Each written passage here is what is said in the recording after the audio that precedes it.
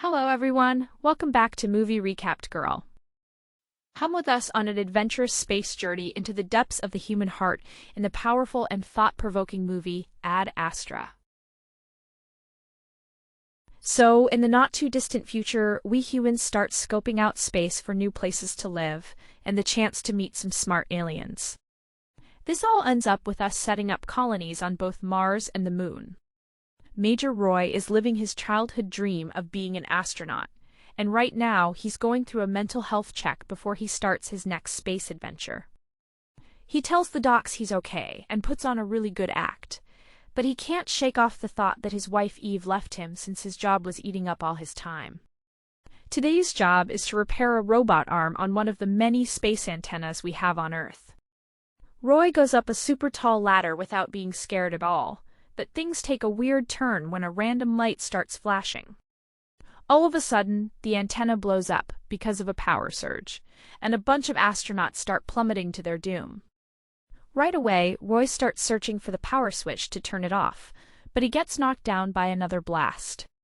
Shockingly, he keeps his cool, and when he's near enough to Earth, he lets go of his parachute, which helps him land without a hitch. Back at home, Roy reckons he should be feeling something after barely escaping death, but all he can think about is Eve saying he's got a knack for messing things up. He also catches the news and finds out that electrical storms are causing chaos all around the world. A little bit later, the big bosses from Spacecom bring Roy in for a hush-hush meeting. They're really wowed by how he can stay chill even when things get super hairy, and the fact that he doesn't have a family to worry about is a plus. They show him pictures of Neptune that are full of these cosmic ray explosions, which are what's causing all the electrical buzz. They mention the Lima project, which Roy knows about because his dad, Clifford, was the boss of that mission. So, about 29 years ago, they sent the first crew to the farthest part of space, but 16 years in, the ship just vanished and all the info went poof.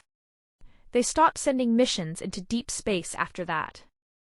They'd all thought the crew was gone for good, but the weird power surges got them wondering if Clifford might still be kicking. The power bursts seemed to come from an antimatter reaction, which was the stuff they used to power the mission. This could set off a chain reaction that might mess up the whole solar system and wipe out all life in it. Spacecom is hoping that if Roy sends a message to Clifford from Mars, hearing his son's voice might just get him to respond. Roy's face doesn't change as he hears about his dad. He takes the mission since he knows he doesn't really have a choice. They're just using him. So then Roy starts packing for his journey and chooses to watch the final video his dad ever sent him, taken just before he got to Neptune. The guy took off when Roy was just 16. His message is kind of all over the place, mostly talking about maybe finding life out there. But hey, he wraps it up with a, "I love you, son." Right then, Roy's dad's old buddy Pruitt comes up to him. Turns out, he's also going on the mission. Pruitt is checking in on Roy's feelings, and when Roy mentions he still believes his dad is dead, Pruitt reminds him that they have to be prepared just in case Clifford is just avoiding them. The night before the big task, Roy attempts to leave a message for Eve, but he's left speechless and ends up not recording anything. In his next mental checkup, he confesses that he hasn't been sleeping much, but still feels good to go, so they green-light his trip. Since the mission's hush-hush, Roy's going to take a regular flight to the Moon and then head over to Mars from there. The trip's going pretty chill, but don't forget that there are no borders on the Moon and a lot of mining areas are basically war zones because people can't agree who they belong to. Once they reach the colony, Roy sees that it's turned into a tourist trap and figures Clifford would have totally despised it. Roy and Pruitt hop on a train to the space communication base. Pruitt lets Roy know that no one there is clued in on their mission either. The launch pad is across a dangerous area, so they'll have guys with guns watching their backs. Roy asks when Pruitt last spoke to his dad, and Pruitt admits their last conversation was an argument. He'd been planning to retire, but his dad, Clifford, called him a traitor. Pruitt asks Roy if he's freaking out, but Roy says he's not. He thinks his dad's a hero and hates how the space guys are trying to make him out to be the bad guy. Pruitt and Roy get put on rovers at the base, with a bunch of soldiers tagging the lawn as they head out. But when they get to an open spot, they're quickly jumped by pirates who start shooting at them.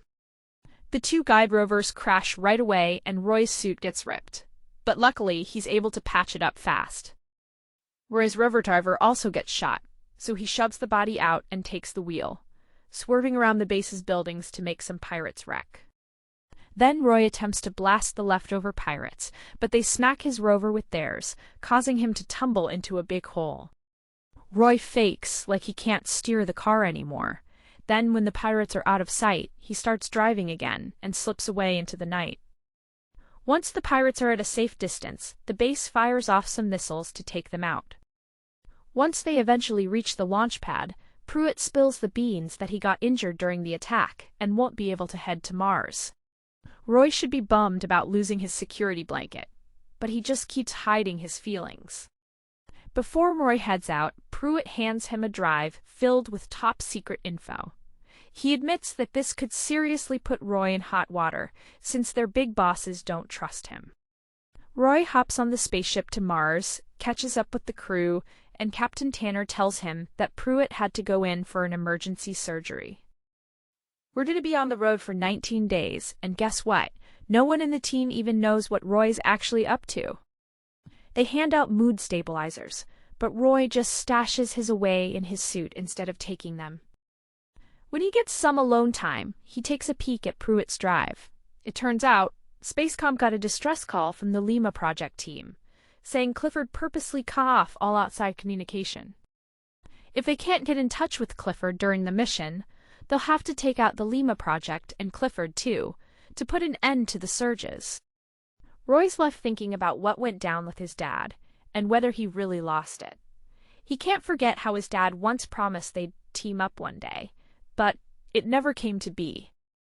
A bit later, they get a SOS from a space station, and Tanner thinks they should help out because that's what the rules say to do. Roy's trying to focus on his own thing, but no one's listening to him. Roy sees that the co-pilot is freaking out, so he steps up to join Tanner on a trip to the space station. Once they're there, they split up to search more areas. Roy spots a few scrapes on the walls, and when he catches up with Tanner, he sees him just hanging mid-air and trembling. Roy gets closer and sees a baboon munching on Tanner. As soon as the animal spots Roy, it pounces on him. But Roy fights back and manages to scare it away. Then another baboon pops up, so Roy quickly grabs Tanner and they duck into a different room, slamming the door shut. Roy tries to fix Tanner's helmet with duct tape, but quickly has to rush back to the door to hold it shut, because the baboon is trying to get it open. He locates the emergency hatch, opens it up, and boom, the baboons go flying. A bit later, Roy gets Tanner back on their spaceship. But despite the doctors doing their best, Tanner doesn't make it, and they end up chucking his body into space. So, while everyone else is snoozing, Roy goes for another mental checkup and spills that Tanner kicked the bucket without getting all teary-eyed about it. When the computer voice wants more info, Roy admits that he sees his own anger in the baboon's fury. He's always been mad because his dad ditched him. But if he peels back the anger, all he sees is pain, and that's keeping him from getting into any relationships. The co-pilot steps up as captain, and Roy fills in as the new co-pilot. When they finally get close to Mars, there's a sudden electric shock and they have to land the ship by hand instead of letting the autopilot do its thing. The pilot is too freaked out to do anything, so Roy steps in, flies the ship, and lands it safely. He assures his buddy he won't snitch on him to the space folks. The team finally reaches the Ursa Research Center, and Roy gets introduced to a lady named Helen, who's in charge there. She's clueless about the covert operation, too, so her job is simply to walk him into the building where the rest of the crew is in the know. Roy has to read out a scripted message saying they're here to help Clifford, and asking him to share any info he has. Bummer, they don't hear back from anyone, and the tech guys decide to give it another shot later.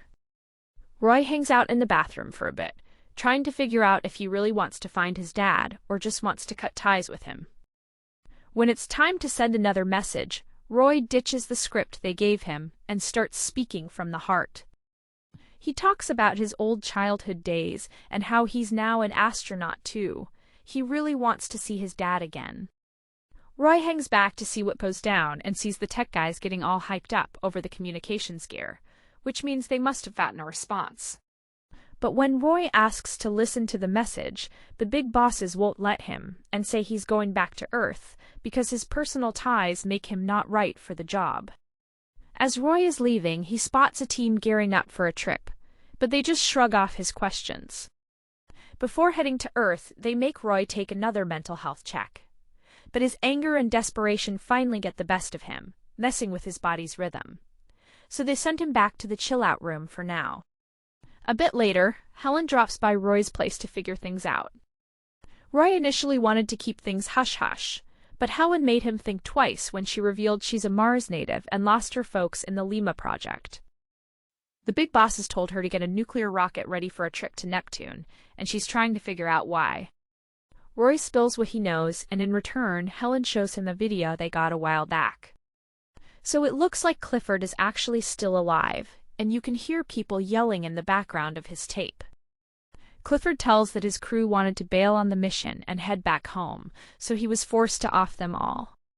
Spacecom made Clifford look like a hero to everyone to cover up the whole thing. So Roy needs to face his dad. Helen helps him escape from the base in a rover, then drops him off at a sewer entrance. This way he can secretly get to the rocket. Roy ends up underwater for a bit, gets real dirty, but somehow makes it to the launch pad. He climbs into the rocket just in time before it blasts off. Right away the crew spots him, and Roy tries to say he's not a threat, but the base tells them to take him out. 2 astronauts try to catch him, but just then the rocket speeds up, and one of them is thrown into the wall so hard that she dies. The second astronaut gets into a scrap with Roy, and the captain tries to blast him, but messes up and hits the oxygen tanks instead. The air starts turning toxic, and Roy tries to save the captain by giving him a mask, but it's already too late. Both astronauts don't make it. Roy tosses the bodies out of the rocket and sends a final message to the base, promising he'll get the job done before he goes radio silent. Roy's going to be alone with his guilt for the whole 79-day trip. He puts a feeding tube right into his tummy and sticks electrodes all over his body to get his muscles moving. Roy distracts himself by keeping his mind focused on Eve and his old man. But he messes up when he watches Eve's final message, where she says she feels like she doesn't even know him because he's always gone. He also peeks at old videos from when his dad was still all there and optimistic. All these videos get him down, and Roy can't stop dreaming about his childhood, his mom and dad, and Eve. Roy always wanted to be by himself, but now the solitude on the ship is driving him nuts. He's starting to understand how he's disappointed so many people over the years, and just how self-centered he's been.